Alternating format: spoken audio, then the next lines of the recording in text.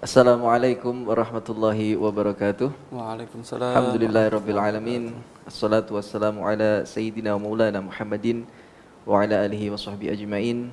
Amma ba'du, fala haula wala quwwata illa billahil aliyil azim. Ikhwani rahimakumullah, pemirsa Rauha TV dan Madu TV dimanapun Anda berada. Berjumpa kembali dalam program kesayangan kita, program kajian tematik dan tanya jawab. Persembahan dari Rauha TV dan Robitoh Alawiyah Mataraman kerjasama dengan Madu TV hadir lagi dengan kajian yang insya Allah kali ini banyak sekali manfaatnya. Bersama kami Al-Fakir Alberta Rizda Abata dan tentunya bersama guru kita bersama yang sudah tidak asing lagi bagi kita semua, Habib Hussein bin Mustafa Ba'abud.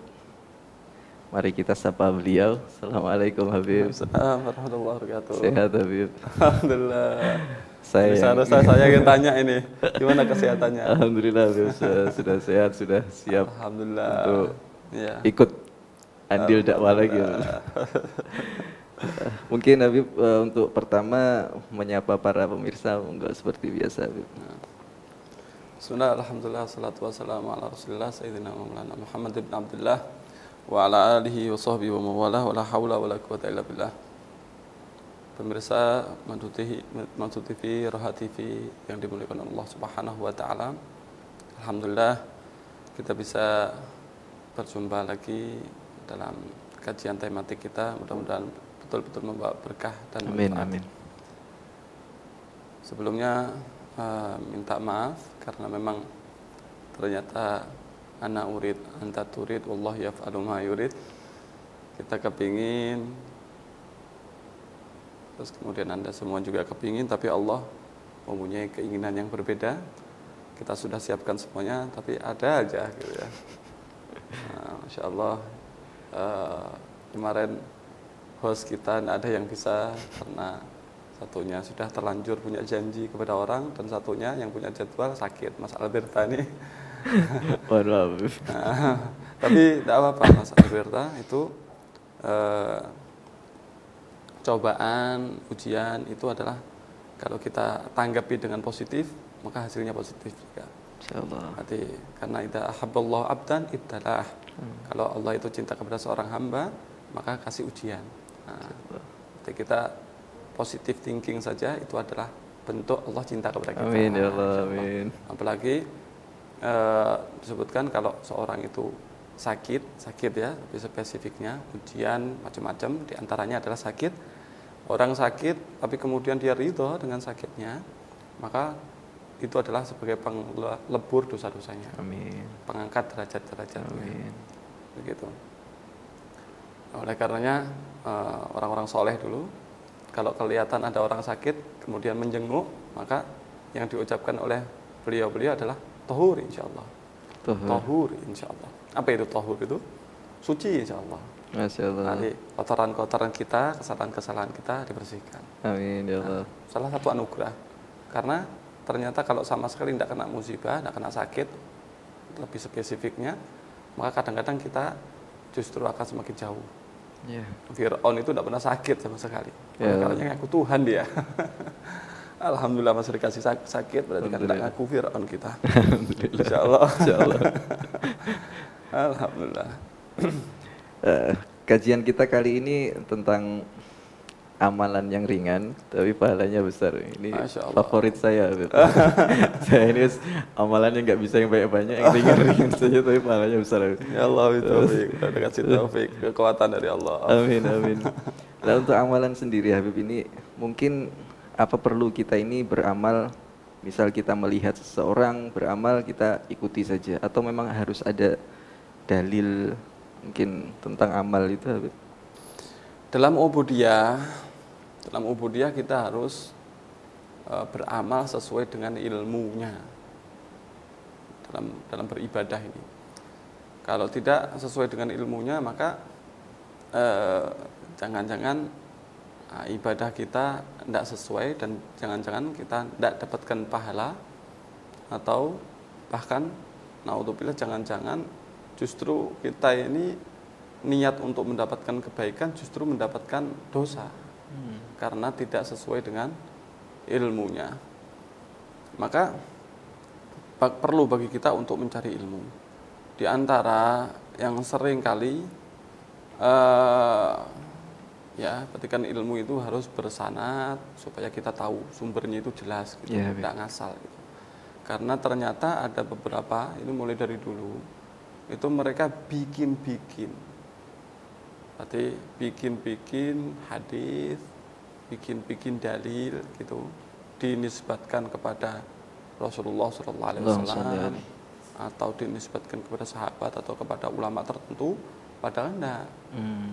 Nah, kalau dalam ilmu sanad ya, dalam ilmu hadis, yang mustalah itu nanti kalau sudah terbukti bahwasanya itu tidak tersambung ke sana, namanya maudhu, palsu. Nah, Imam Nawawi dalam kitab Irsyadut Talaibil Haqaiq ila Sunai Khairil Khalaiq berkata, ciri-ciri hadis maudhu adalah memuat janji-janji yang besar, sangat besar, dengan pekerjaan yang kecil. Pahalanya sangat besar dengan amalan yang kecil. Nah, ini salah satu ciri daripada hadis maudhu. Palsu tadi ya. Berarti kita harus selektif. Jangan asal ada dalilnya katanya begitu. Ini amal sedikit, pahalanya besar, kita ambil saja. Jangan-jangan maudhu. Maudhu ini hadis palsu. Nah, agak mending daripada hadis maudhu, yaitu namanya hadis dhaif. Hadis tapi lemah, bukan terus sabdanya Nabi ada yang kuat, ada yang lemah, bukan begitu. Dari jalurnya, yang bawa ini bisa dipercaya atau tidak. Ketika ada persyaratan-persyaratan untuk bisa dipercaya itu berkurang, nanti ini masuknya ke dhaif. Ya, nanti kalau agak kuat lagi namanya hasan, yang paling kuat namanya sahih, gitu. Hadis dhaif boleh enggak kita amalkan? Hadis dhaif boleh ya diamalkan, tapi ada syaratnya. Yang pertama, tidak terlalu dhaif, bukan sangat lemah, bukan. Yang kedua, kandungan artinya tercakup pada dalil umum. Berarti yang lain itu mengatakan A, ternyata hadis dhaif juga bilang A, tapi fadilahnya gede banget, gitu. Nah, kita amalkan hadis dhaif ini untuk fadhailul a'mal namanya. Maka boleh.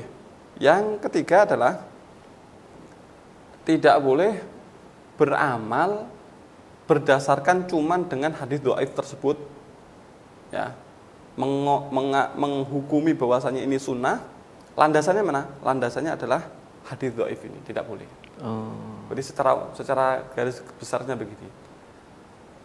Untuk diamalkan fadhailul amal, amal pribadi, boleh kalau memenuhi persyaratan ini. Tapi untuk dua hal, untuk mencetuskan hukum fikih, hukum agama, dan juga akidah, maka harus pakai Al-Quran atau hadis yang sahih, minimal hasan. Dhaif tidak masuk. Hadis dhaif hanya boleh untuk fadhailul amal. Untuk fadhailul amal itu apa ya? Amal yang lebih. Nah, bukan yang jelas-jelas fardu atau jelas-jelas yang sunnah. Ini tambahan aja. Sebagai tambahan. Untuk fadhailul amal boleh, tapi dengan syarat tadi itu. 3 tadi itu. Kita kasih hadis yang dhaif. Contoh, siapa orang melakukan sholat duha sekian rakaat, maka akan diberikan pahala 70 nabi. Allahu Akbar. Ini tidak karu-karuan ini. Pahalanya berapa? Pahala 70 nabi melakukan sholat duha. Nah, ini ternyata dilihat dari keumuman dalil yang lain tidak masuk juga. Kemudian dalil sanadnya tidak masuk juga. Berarti mengamalkan sholat duha dengan bilangan yang ditentukan ini tidak untuk ditiru ini ya. Don't try this at home. Jangan coba-coba ini di rumah. Kenapa? Karena ini hadisnya maudhu. Kalau sholat duha sekian rakaat pahalanya begini dan lain sebagainya, itu ada. Tapi kalau sampai pahalanya 70 nabi, terus kemudian dia yakini, Kenapa kamu yakini itu? Karena akidah itu. Karena berdasarkan tidak boleh. Oh iya. Tidak boleh, ini hadisnya maudhu gitu. Jadi memang nggak bisa asal beramal gitu Habib ya. Tidak boleh. Harus ada dasarnya juga. Harus ada dasarnya. Ya, mungkin saya tambah sedikit. Orang ini kalau mau bisnis, tidak tahu ilmunya, sudah keluar modal, kira-kira dapat untung apa buntung? Buntung rugi. Ya. Sak modalnya hilang. Kenapa? Karena tidak tahu ilmunya dia. Jadi amal pun begitu. Amal, pengen dapat pahala, maka harus punya ilmunya. Yeah. Supaya dapat keuntungan. Yeah. Gitu. Dapat pahala dari Allah Subhanahu Sudah kita capek, tapi nggak dapat apa-apa juga. Kadang-kadang dapat dosa. Malah dapat dosa. Oh iya ya Allah. Iya. Allah. Nah kalau kita sudah tahu kayak gini Habib, berarti kayak kita ini memang sebenarnya harus dari individu masing-masing dari kita ini harus punya satu amalan Habib, yang kira-kira mungkin diistiqomai Habib. Betul. Mungkin apa penting gitu Habib? Kalau sangat kita... penting. Itu namanya kalau dalam bahasa tasawufnya itu, dalam bahasa agamanya itu namanya wirid. Wirid. Wirid. Wirid itu disebutkan dalam hadis Bukhari, "Na ahabul amal ilallahi adwamuha wa in qalla." Paling dicintainya amal di sisi Allah Subhanahu wa taala adalah yang paling langgeng, yang terus-menerus dilakukan walaupun sedikit. Sedikit tapi terus-terusan, konsisten. Nah, itu paling disintanya amal di sisi Allah Subhanahu wa taala. Nah, kemudian disebutkan oleh Sayyidi Al-Habib Syekh Abdurrahman As-Segaf. Beliau mengatakan man lam yakun lahu wirdun wa huwa girdun. Siapa orang yang tidak punya wirid, maka dia itu kayak monyet. Nah, monyet itu gimana? Pengen makan-makan, pengen tidur-tidur, pengen main-main, tidak ada jadwalnya. Nah, manusia tidak punya jadwal yang harus dipegangi, itu namanya kayak monyet. Gitu. Terus disebutkan oleh sebagian arifin juga, man lam yakun lahu wirdun fi dhawahirihi lam yakun alwaridatu fi sarairihi. Gitu. Siapa orang yang tidak punya wirid di dalam dohirnya, maka dia tidak punya waridat. Waridat itu adalah anugerah-anugerah yang diturunkan oleh Allah dalam hati. Pangkat, kedudukan, kemarifatan, ilmu laduni, dan lain-lain sebagainya, ya. Kedudukan-kedudukan dari Allah itu adalah waridat. Secara dohirnya tidak punya wirid, dia secara batinnya tidak mungkin dapat waridat dari Allah. Gitu. Al-waridatu min haitsul aurat. Waridat, pemberian-pemberian dari Allah itu tergantung daripada wirid.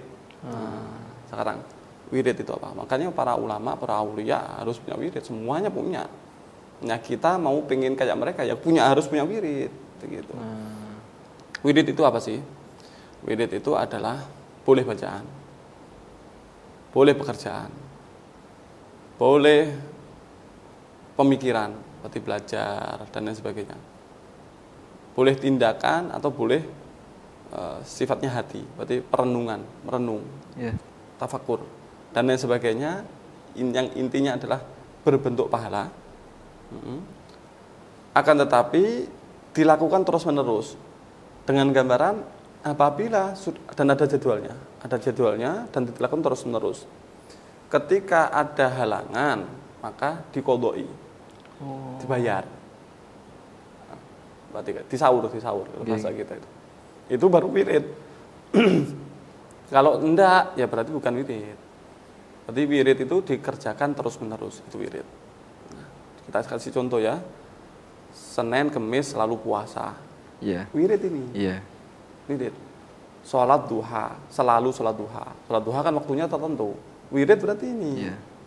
Kemudian misalkan sholat witir, qobliyah, ba'diyah, berarti wirid. Atau bacaan, misalkan Ratibul Haddad. Terus kemudian baca hizib itu, atau sholawat 1000 kali, istighfar dan lain sebagainya, setiap hari dikerjakan. itu namanya wirid. Nah, atau setiap kali mau mengerjakan pekerjaan dengan bismillah, wirid itu selalu pakai bismillah, itu berarti wirid. Nah, itu semuanya adalah wirid. Termasuk juga pekerjaan seperti misalkan setiap hari Jumat ziarah kubur, wirid. Setiap hari Kamis misalkan silaturahmi atau sowan ke orang sepuh-sepuh, para ulama, wirid itu, wirid. Dan wirid ini ada yang sifatnya harian, ada yang sifatnya mingguan, ada yang sifatnya bulanan, dan ada yang sifatnya tahunan. Contoh haul, atau bikin acara maulid, yang tahunan. Berarti itu juga wirid. Kan bernilai pahala tadi. Nah, berarti itu wirid karena dikerjakan terus-menerus. Nah, begitu. Itu jadi kayak mewajibkan kepada diri sendiri ya, Habib ya? Iya, berarti berkomitmen tapi dengan diri sendiri. Berarti dia membentuk komitmen pada dirinya sendiri. Dan itu fadilahnya luar biasa, luar biasa. Makanya tadi ketika kelewat harus dikodok juga. Iya, betul. Dan salah satu faedahnya, manfaatnya, salah satu ya disebutkan dalam hadis, ta'arraf 'ala Allah fir raha ya'rifka fis siddah. Perkenalkan dirimu kepada Allah dalam keadaan lapang, dalam keadaan nyaman, dalam keadaan tidak musibah, dalam keadaan rezeki lancar dan lain sebagainya. Perkenalkan dirimu kepada Allah, ya'rifka fis siddah, ketika kamu dalam keadaan darurat, Allah kenal. Ya Allah. Dalam artian kalau kita minta bantuan, kenal Allah, berarti cepat ngasih pertolongan. Nah, kalau gambarannya begini, kita tidak ada orang yang bukan kita pertama kali ketemu, tidak pernah ketemu sama sekali, tidak kenal. Tahu-tahu minta bantuan. Saya butuh uang 20 juta. Kita kasih enggak? Enggak dikasih. Siapa tahu-tahu minta 20 juta? 2.000 aja untung-untungan. Kan begitu. 10.000, 100.000 untung-untungan, apalagi 20 juta, apalagi 100 juta. Tapi ternyata kalau kita kenal sama dia, kenal baik, maka 20 juta atau lebih itu kita akan pikirkan. Nggak bisa pun kita akan usahakan. Karena kita kenal. Itu gambarannya begitu. Nah, Allah juga tahu-tahu nggak pernah kenalan sama Allah, terus ya Allah minta bantuan, siapa ini? Tahu-tahu kok sok kenal, sok dekat, minta bantuan siapa ini? Kan begitu ibaratnya. Tapi kalau selalu memperkenalkan diri kepada Allah, maka Allah kenal. Ketika kita butuh, Allah kasih. Dengan cara apa? Dengan cara wirid yang dia selalu baca ketika dalam keadaan darurat, ulangi, baca. Itu mujarrab sekali. Apakah bismillah, alhamdulillah, atau sholawat, atau wirid-wirid apa yang lain, ketika dalam keadaan sulit, baca itu mujarrab sekali untuk dibantu oleh Allah Subhanahu wa taala. Nah, kita apa ya, Beb? Kita ini memang sering-sering ingatnya Allah cuma pas susah. Kayak tadi itu kan pas lagi kita lapang, perkenalkan diri kita sama Allah, itu kadang kita lupa kalau lagi lapang. Itu susahnya. Susahnya itu, Habib. Persis seperti yang diucapkan oleh Habib Abdullah Haddad. Berarti yang mengutip Imam Ghazali ya. Siapa orang yang tidak punya wirid yang ditentukan waktunya, maka mayoritas umurnya akan berlalu sia-sia. Karena tidak ada komitmen pada diri. Ketika kepingin amal, ketika lagi gak kepingin, maka tidak amal. Sedangkan kita tahu bahwasanya kesehatan kita itu kadang-kadang terganggu. Mood kita kadang-kadang terganggu. Semangat itu naik turun. Kesibukan juga begitu. Tapi kalau kita sudah komitmen pada diri sendiri, maka umur kita akan kasih berkah. Amin. Dan banyak amal yang akan bisa kita kerjakan. Begitu. Kalau sekedar-sekedarnya saja, tahu-tahu 1 minggu, 1 bulan, 1 tahun nggak berbuat apa-apa kita. Betul ya? Memang begitu. Berarti harus dijadwal. Kayak sekolah. Harus jam sekian jadwal. Kayak ke kantor. Kan jadwal, sekian sampai sekian dan tidak mau diganggu. Ini jam ke kantor, ini jam ke sekolah, tidak boleh diganggu. Itu dia wirid. Nah, komitmen. Wirid ya, wirid. Berarti itu yang setiap kali yang setiap kita tentukan waktunya. Nah, wirid ini kita butuh satu apa Habib ya, ijazah mungkin yang apa bahasanya apa ya, legalitas ya. Itu ijazah seperti itu memang harus, atau kita tiba-tiba misal kita lihat buku ada misal Rotibul Haddad gitu Habib. Wah, kita baca aja. Langsung dari bukunya saja atau perlu ijazah dari seorang guru Habib? Jadi secara umumnya begini, secara umumnya amalan yang dianjurkan oleh Nabi Muhammad berarti itu sudah dari Nabi Muhammad untuk kita. Kita diperintahkan untuk mengerjakan. Ya. Nggak perlu ijazah. Oh. Gitu. Karena memang anjuran dari beliau. Ijazah itu dari kata-kata ajaza yujizu ijazatan, yang artinya adalah mengasih izin, memperbolehkan. Ya, memperbolehkan. Ngasih izin lah bilangnya gitu. Itu ijazah. Maka kalau sholawat dan lain sebagainya itu memang anjuran dari beliau, sudah diperbolehkan sama beliau. Kan begitu. Istighfar, kemudian doa apa, zikir-zikir yang sudah dari jalur jelas itu. Kalau ada beberapa hal yang berat, nah itu jangan itu harus pakai ijazah. Seperti ya, contoh ya, Syarah Hizb Nawawi. Yajibu alal muta'ati hadil ahzab wal awrad wal adkar umur minha ayatalaqaha min ahliha wa yarwiha min al-a'immatil masyhurin wa syuhul ma'rufin bil ilm. Nah, ya wajib bagi orang yang mau ngambil wirid-wirid ini, hizib-hizib ini, dia harus mengambil dari ahlinya, dari orang-orang yang meriwayatkan dari imam-imam masyhur, guru-guru yang ma'ruf dengan ilmu.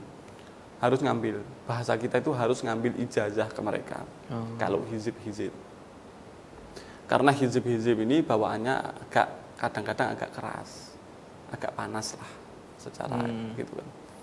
Nah, kalau yang seperti itu ya berarti kita harus ambil dari para ahlinya.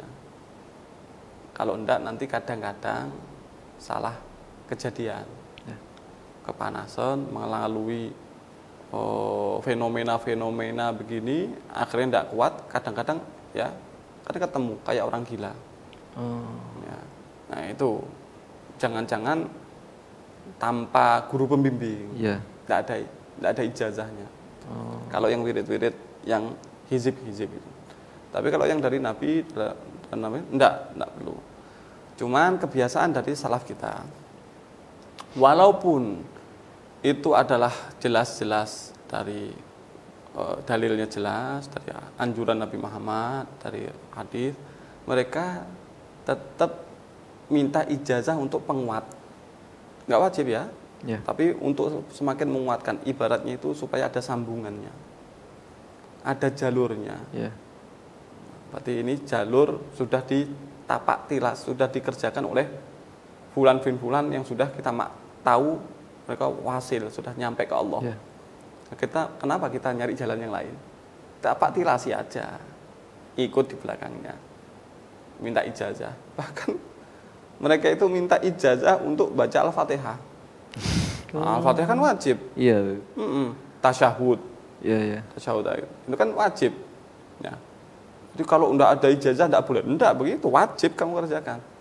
Cuman supaya lebih mantap, minta ijazah. Nanti caranya mereka begini, ayo baca Al-Fatihah, baca Al-Fatihah, benar? Kalau salah masih dibetulkan. Nah ini belum. Berarti kayak ngambil keberkahan begitu. Begitu. Berarti pada intinya begitu.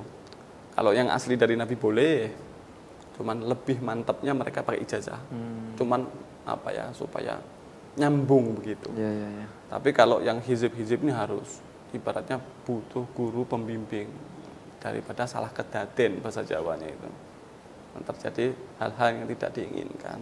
Jadi misal kita suatu saat dengar kajian ada hadis seperti ini yang tentang amalan, berarti kita bisa langsung amalkan juga ya. Kalau itu memang dari hadis sahih gitu. Dari sahih, hadis sahih. Yang itu yang penting itu. Kadang-kadang kan di zaman era sekarang ini seperti kabar kita juga ini yang hoax mana, Iya. yang real mana, kita kan kebingungan. Ya ini kadang-kadang zaman sekarang ini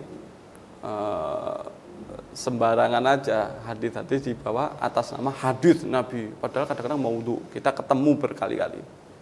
Poinnya tetap kita harus punya guru yang benar-benar paham tentang ini ya, Habib, ya. Betul, betul. Jadi memang mengarahkan kita, oh jangan, ini maudhu, ini kan kita nggak tahu sama sekali tentang Ya, itu, Habib. betul, betul. Alhamdulillah.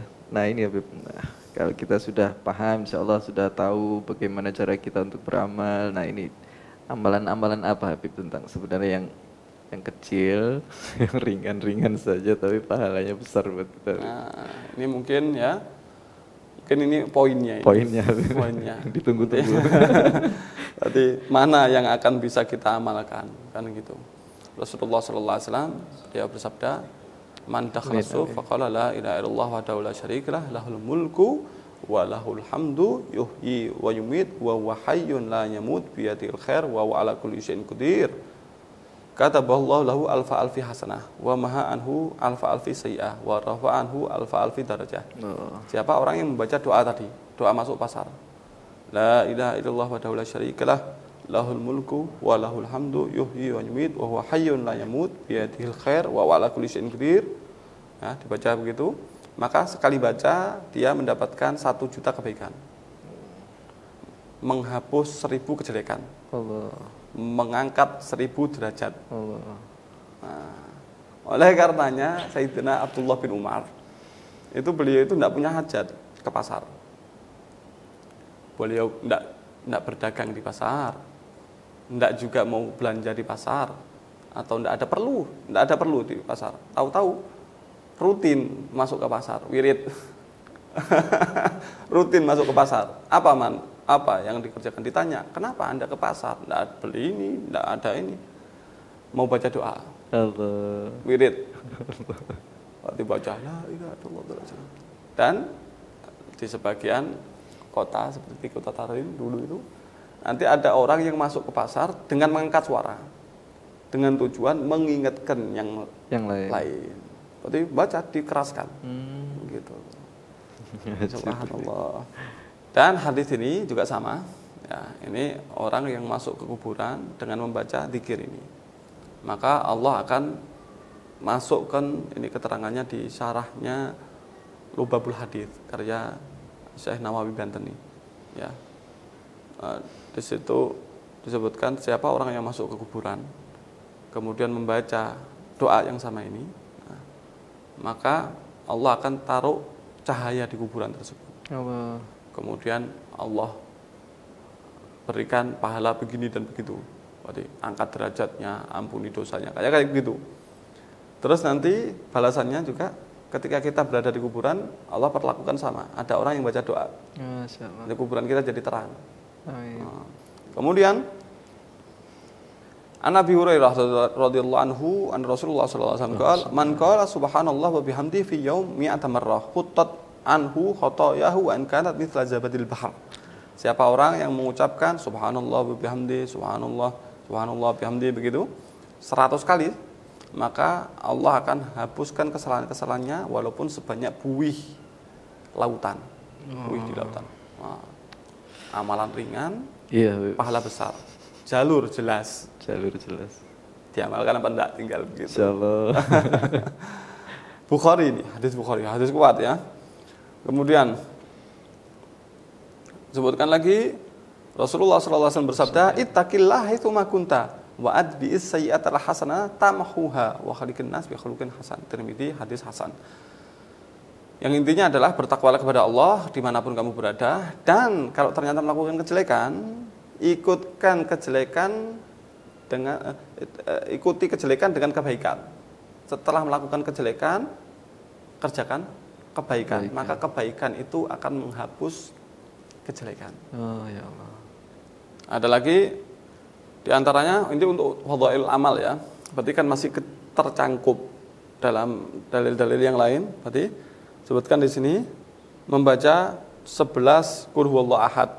Kemudian dihadiahkan pahalanya kepada para mayit yang ada di kuburan tersebut, maka Allah akan berikan pahala sebanyak penghuni kubur. 11 kali dari Qul huwallahu ahad. Apalagi yang kita ziarahi adalah para orang soleh, para aulia. Itu tadi yang untuk menghapuskan dosa. Kemudian amalan sedikit tapi pahalanya besar. Pahalanya seperti jihad. Ini contoh-contoh ya. Nah, man sa'alallah syahadah shadiqan ballaghahullah manazila syuhada wa in mata ala firasyih. Hadis Abu Dawud. Siapa orang yang meminta mati syahid dengan sungguh-sungguh, maka Allah akan menempatkan dia di derajatnya orang yang mati syahid walaupun mati di atas kasur. Allah. Walaupun enggak perang, tapi derajatnya ikut orang yang mati syahid. Apa resepnya tadi? Minta mati syahid sungguh-sungguh. Jangan lupa mati syahid itu nikmat. Iya. Kita waduh mati syahid rek. Ngeri. Iya. Itu terburai si perutnya, kepalanya pecah wah. Ngeri. Nah, padahal dalam hadis sebutkan orang yang mati syahid itu ditawari, minta apa kamu? Nah, mintanya apa? Kalau boleh saya mau kembali ke dunia, perang lagi, mati lagi. Ya Allah. Nah, kira-kira kalau orang pengen lagi itu nikmat apa sakit? Nikmat luar biasa. Tapi tidak boleh. Yang sudah keluar daripada dunia tidak boleh lagi masuk. Begitu. Nah, ya mungkin kan kayak sakit sesaat gitu. Berarti waktu proses matinya itu sakit sekali. Tapi kemudian setelah itu nikmat. Tidak begitu. Orang mati syahid ketika matinya. Sakit sama mati itu lebih sakitan mana? Lebih sakitan mati. Orang mati itu seperti tersayat tubuhnya tapi sekujur tubuh. Allah. Kalau kita kesayat silet atau pisau satu titik kan perih. Tapi ini seluruh tubuh gimana rasanya?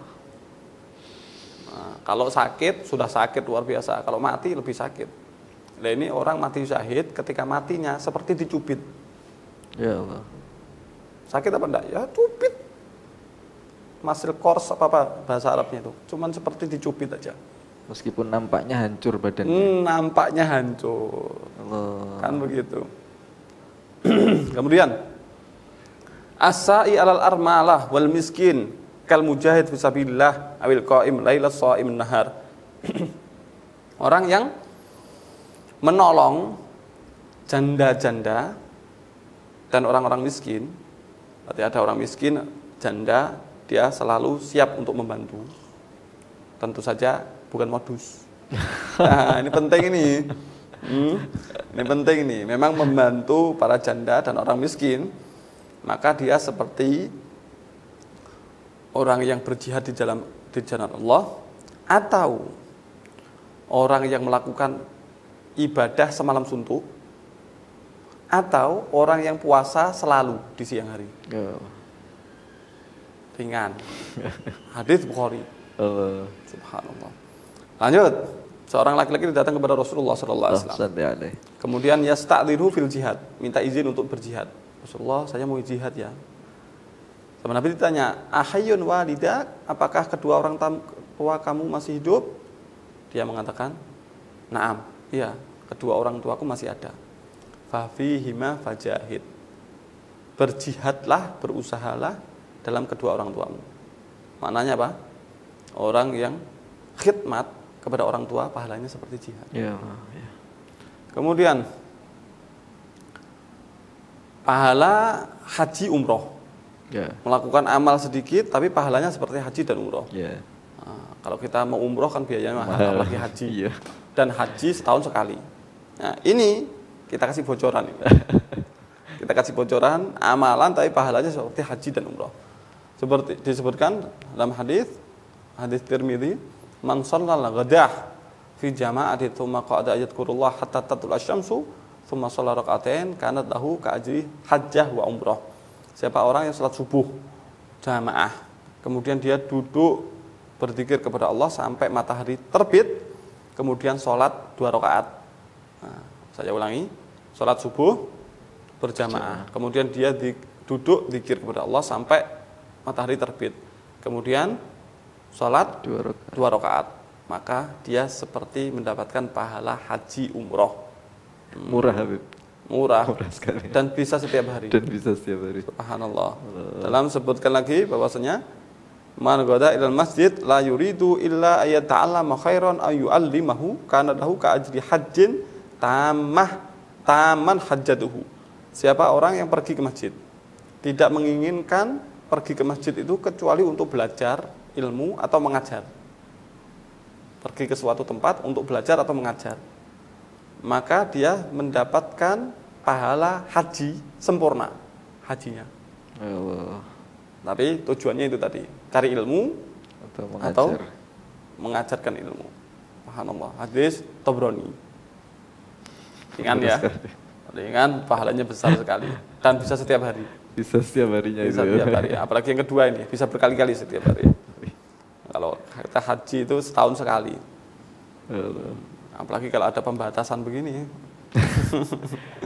Ngantrinya sudah berapa puluh tahun ini haji sekarang. Ngantrinya sudah berpuluh-puluh tahun. Nah, ada lagi untuk orang yang sudah wafat, ya, doanya anak itu nyampe kepada orang tua yang sudah meninggal dunia. Karena amalnya anak itu karena sebab daripada bapaknya.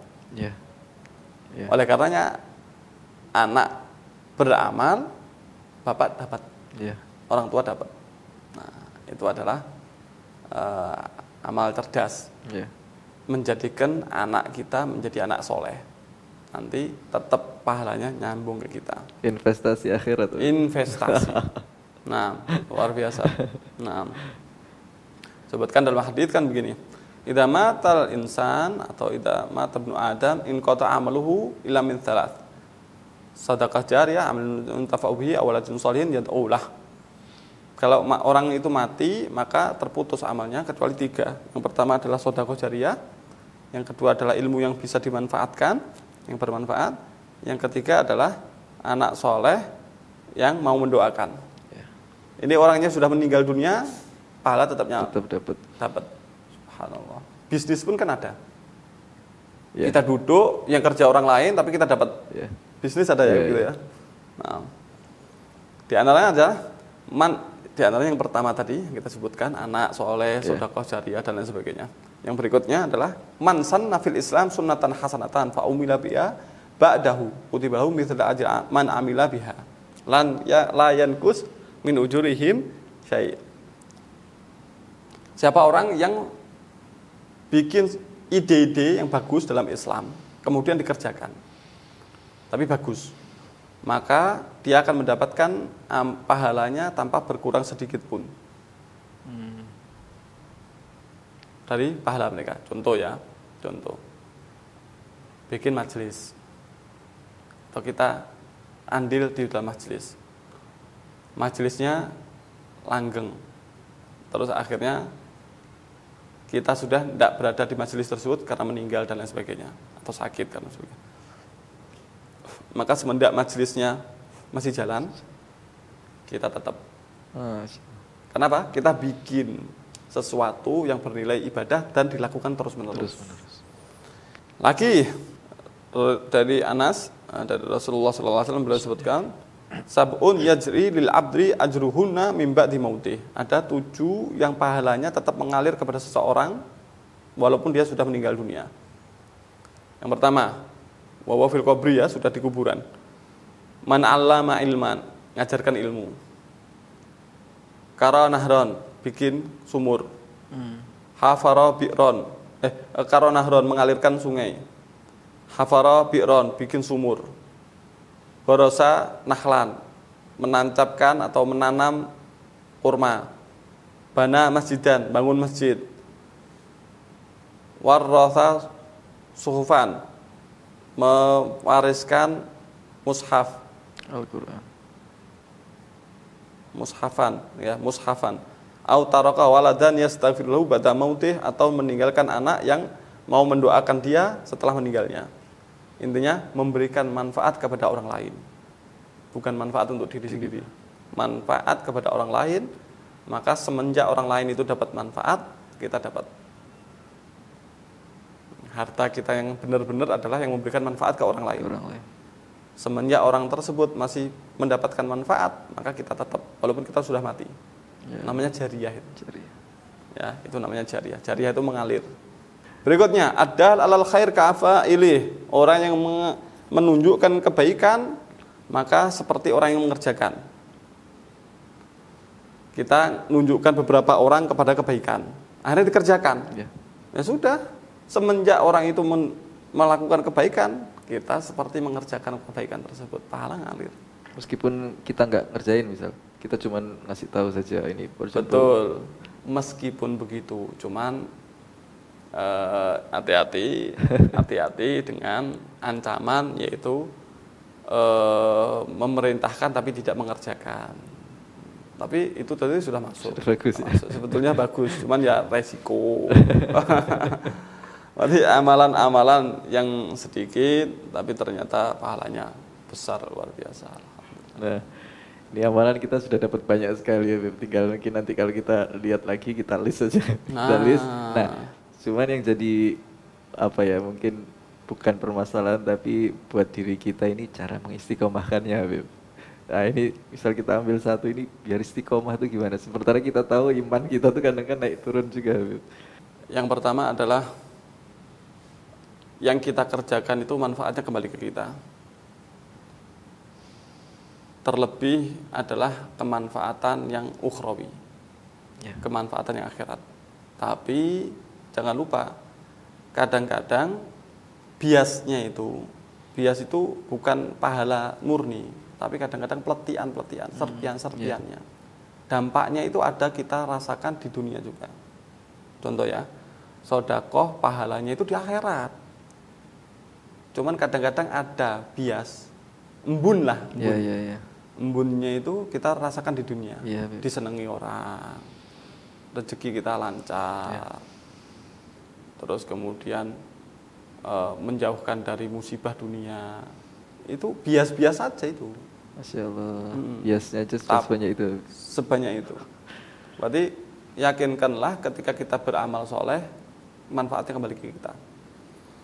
Orang melakukan amal karena untuk orang lain itu kadang-kadang berat. Tapi kalau untuk kemanfaatan diri sendiri itu ringan. Nah, yakinkan itu manfaatnya kembali kepada kita sendiri. Mungkin begitu. Dan juga yang terakhir, semua hal itu perlu dilatih. Masalah berita. Kadang-kadang kita ini di hal-hal yang sifatnya keseharian pun harus dilatih. Contoh ya, anak kecil makannya susu, dilatih untuk makan nasi dengan dilembutkan dulu. Latihan. Karena setiap hari akhirnya kita menuntut setiap hari pakai nasi. Betul ya? Nanti juga ada orang yang punya kebiasaan begini dan begitu, itu tidak langsung. Nanti kan kadang-kadang kita bingung, ini kok bisa orang istiqomah olahraga? Kita ini berat. Ada orang yang istiqomah untuk mengajar, ada orang yang istiqomah untuk ibadah, sholat jamaah dan lain sebagainya. Kok bisa? Kayak saya kok berat sekali. Faktor latihan, terus menerus akhirnya menjadi kebiasaan. Jadi begitu. Jadi mungkin ya bagaimana? Ya harus dilatih. Kita harus latihan dulu. Jadi menjadi kebiasaan kita, menjadi kebutuhan kita. Alhamdulillah Habib, ternyata memang banyak sekali ternyata amal-amal yang ringan tapi pahalanya sangat besar sekali. Hanya nanti pertanyaannya kita tanya diri kita sendiri, kita bisa nggak ngelakuinnya secara istiqomah. Semoga Allah kasih taufik pada kita, pada hidayah pada kita untuk bisa istiqomah, mudawamah dalam beramal. Kita masuk ke sesi pertanyaan Habib. Ada beberapa pertanyaan masuk. Yang pertama, Assalamualaikum warahmatullahi wabarakatuh. Habib, bagaimana menurut agama tentang pemuda yang giat bekerja, akan tetapi di sisi lain mengurangi ibadahnya dengan tujuan supaya masa tuanya bisa aktif ibadah? Mungkin kita baca dulu dalil-dalilnya, nanti baru kita terangkan ya. Dari Sayyidina Abdullah bin Umar radhiyallahu anhu, dia mengatakan Rasulullah sallallahu alaihi wasallam memegang kedua pundakku dan beliau mengatakan kun fid dunya ka'annaka gharib au abirus sabil. Jadilah kamu itu di dunia seperti orang yang asing atau cuma numpang lewat saja. Dan Sayyidina Abdullah bin Umar beliau mengatakan idza amsayta fala tantadiris sabah wa idza asbahta fala tantadiril masa wa khudh min sihatika limaradik wa min hayatika limautik. Kalau kamu bersore hari di waktu sore hari maka jangan tunggu pagi.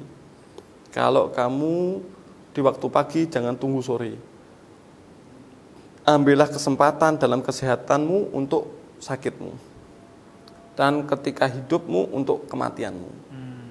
Itu dalil-dalilnya dulu. Ya, kita bacakan dulu. Berarti kalau pagi jangan nunggu sore, kalau sore jangan nunggu pagi. Kalau sehat, ambillah kesempatan untuk nanti kamu sakit. Dan ketika hidup, ambillah kesempatan untuk kematian kamu nanti. Terus dalam hadits yang lain sebutkan begini. Iktanim khamsan qabla khamsin, syababaka qabla haramik, wa sihataka qabla sakamik, wa ghinaka qabla fakrik, wa faragaka qabla syuglik, wa hayataka qabla mautik. Manfaatkanlah 5 sebelum terjadi 5. Masa muda sebelum masa tua, sehat sebelum sakit, kaya sebelum fakir, sebelum miskin, waktu luang sebelum waktu sibuk, kemudian hidup sebelum mati.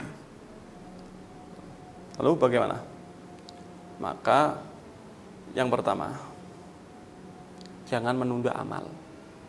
La khair fi taswif. Tidak ada baiknya sama sekali dalam menunda-nunda amal. Tidak ada. Nanti kalau sudah tua saya ibadah. Iya kalau sampai tua. Ya Allah. Gitu. Yang berikutnya adalah jadikan ibadah kamu itu termasuk jadikan kerja kamu itu termasuk ibadah. Berarti mencari nafkah untuk keluarga itu adalah ibadah. Niatkan itu untuk ibadah. Begitu. Yang berikutnya adalah yang ada nikmati. Yang ada itu nikmati. Jangan tomak. Allah ngasih kita itu sesuai dengan kebutuhan. Ya Allah. Dan diberikan sesuai dengan kapan waktu yang paling tepat dan dengan cara yang paling bagus bagi orang yang baik. Kita ini kadang-kadang istijal itu apa? Kesusu, tergesa-gesa. Versi baik itu menurut kita bukan menurut Allah. Nah, itu gimana? Kadang-kadang kita ini kan baik, menganggap itu baik tapi bukan baik. Lalu bagaimana? Ya, kerjalah dengan niat ibadah yang ada nikmati. Jangan menuntut kepada diri akhirnya bekerja sampai lupa bahagia. Ada apa? Ada apa? Nikmati. Terus kemudian manfaatkan untuk ibadah. Dan sisihkan waktu untuk ibadah. Nanti saja kalau sudah tua, enggak boleh, jangan. Belum tentu juga Anda bekerja dapat uang banyak bisa dipakai sampai tua, belum tentu. Nah, alhamdulillah sudah kumpul banyak kemalingan, tertipu, sakit, keluarga berantakan, dan lain sebagainya. Habis. Berarti tipuan dunia. Tipuan dunia. Yang ada nikmati, yang ada syukuri. Carinya dengan niat ibadah. Dan juga manfaatkan masa muda kamu untuk masa tua kamu, hidup kamu untuk mati kamu. Saya kasih riwayat, saya tidak bacakan riwayatnya begini. Orang yang selalu dalam masa mudanya dan masa sehatnya melakukan ibadah, selalu, ternyata dia mencapai masa tua dan mencapai masa sakit, maka dia tetap dapat pahala seperti dia ketika sehat, ketika dia dapat ketika masih muda. Kan eman. Masih muda, dipakai kerja tok, tidak diniati ibadah dan lain sebagainya. Masuk tua mau ibadah, tidak Sudah nggak maksimal. Orang tua itu sudah tidak maksimal, tidak seperti muda. Lah ini muda ibadah terus, ternyata tua tidak bisa maksimal, maka tetap pahalanya persis seperti Ya Allah. ketika muda dan maksimal. Insyaallah, insyaallah. Nikmati. Hidup sekali itu nikmati. Nikmati dengan apa? Ada perasaan nikmat di dalam batin itu ada. Nikmat itu bukan hanya yang dohir-dohir. Yeah. Bisa menikmati ini dan itu. Ada kenikmatan yang hakiki di dalam hati kita itu. Nikmat luar biasa. Nikmat luar biasa. Kita yakinkan betul-betul. Nikmat luar biasa. Ketenangan hati itu. Itu masih di dunia. Belum di akhirat. Jangan mau diperbudak sama dunia. Ya Allah. So, intinya jangan menunda-nunda ya. Jangan ditunda-tunda. Nah. Insyaallah. Yang kedua, Habib, pertanyaan, bolehkah zikir sambil mendengarkan khutbah atau ceramah di masjid? Sebetulnya boleh. Tapi kalau zikir ya, akan tetapi bila khutbahnya terdengar olehnya, berarti dia zikir tapi khutbahnya tetap kedengaran. Oh iya. Sebetulnya boleh. Tapi lebih baik fokus ke mendengarkan saja. Subhanallah, itu hukumnya begitu. Dan secara ilmu yang sekarang ini ternyata kan yang Jumatan itu laki atau perempuan? Laki ya. Laki. Dan ternyata memang dalam desainnya itu laki dengan perempuan itu beda. Kalau laki itu ketika konsentrasi di suatu bidang maka tidak bisa menyabang ke yang lain. Beda dengan perempuan. Iya, betul. Kalau perempuan itu bisa sambil telepon, potong-potong ini, basi multitasking. Ya, memang begitu. Itu perempuan. Itu perempuan.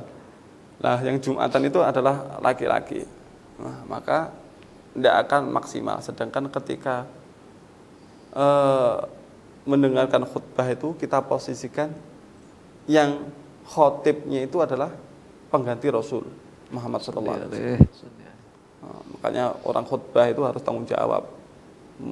Dia menempati posisinya Nabi.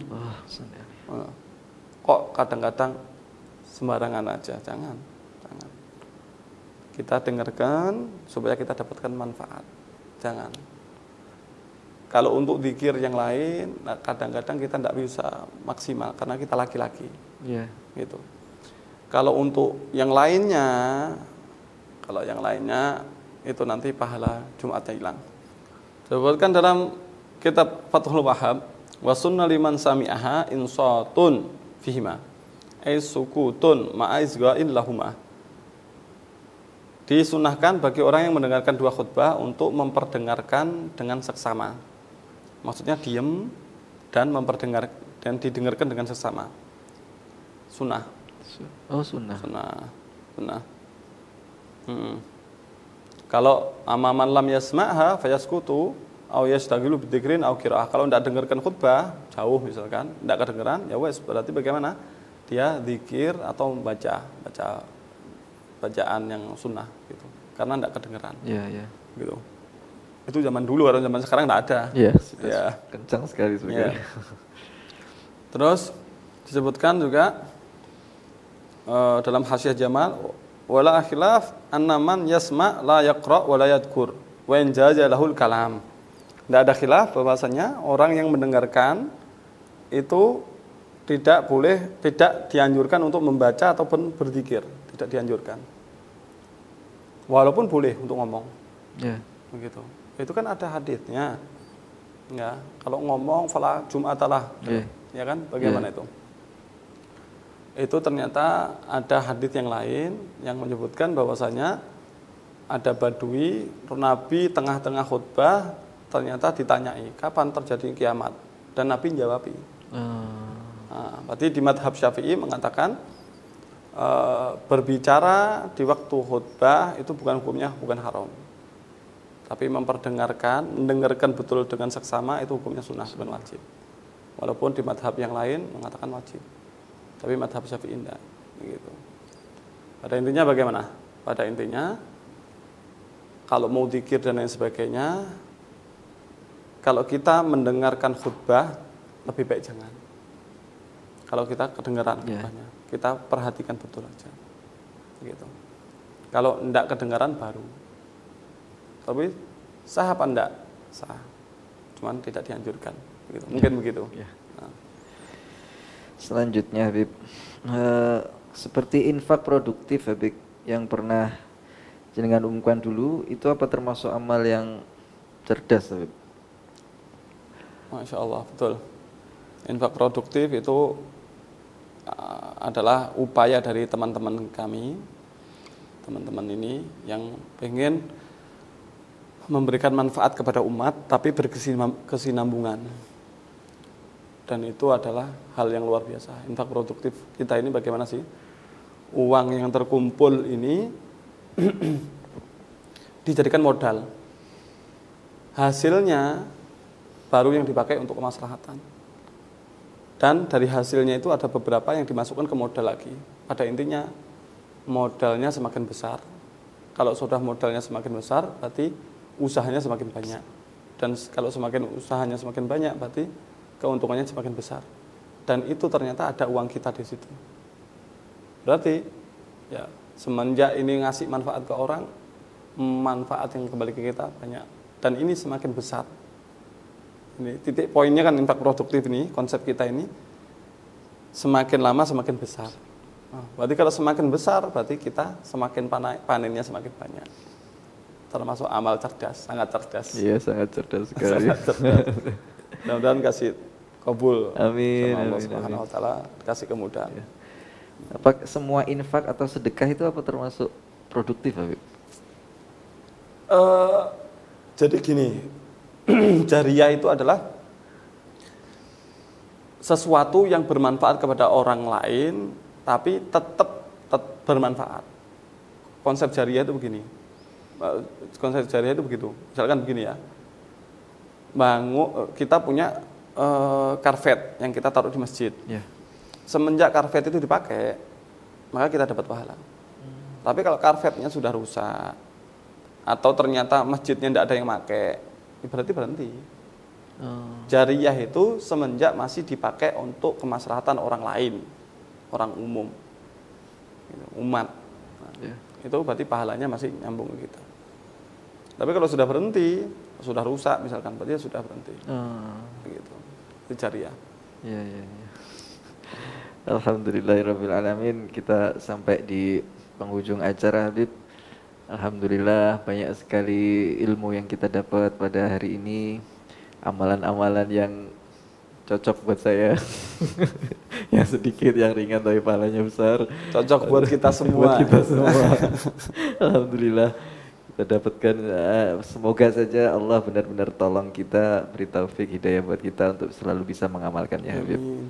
Alhamdulillah di ujung acara ini saya mewakili kru yang bertugas mengucapkan ribuan terima kasih kepada Rauha TV, Madu TV, Robitoh Alawiyah Mataraman, Pondok Pesantren Raudhatul Hasanain, dan para alumninya yang telah setia membantu kita ikut mensukseskan acara ini. Kepada para pemirsa juga, terlebih utamanya kepada guru kita Habib Hussein atas ilmu-ilmunya, pemaparan yang sangat luar biasa. Habib, terima kasih sekali, jazakumullah khair. Kami juga mengucapkan mohon maaf yang sebesar-besarnya mewakili kru yang bertugas. Saya selaku pembawa acara mohon maaf apabila ada sikap ucapan-ucapan saya yang kurang berkenan di hati para pemirsa, mohon dimaafkan. Hada minni wal afu minkum. Assalamualaikum warahmatullahi wabarakatuh. Waalaikumsalam warahmatullahi wabarakatuh.